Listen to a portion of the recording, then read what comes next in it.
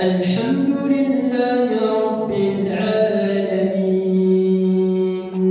الرحمن الرحيم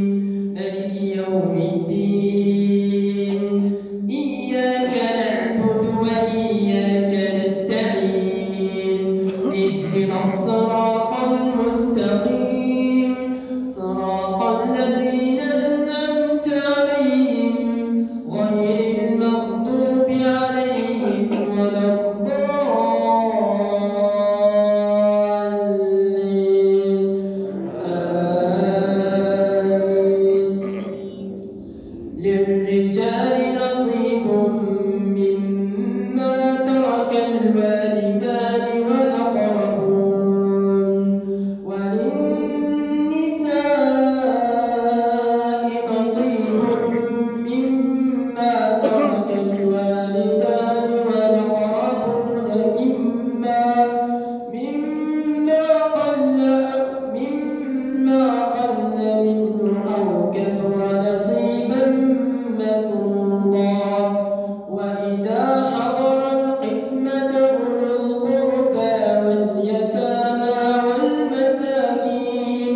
والمساكين فارزقوهم منه وقولوا لهم قولا معروفا وليخشى الذين لو تركوا من خلفهم ذرية ضعافا خافوا عليهم فليتقوا الله وليقولوا قولا سديدا إن الذين يأكلون أموال اليتامى ظلما إنما يأكلون في بطونهم نارا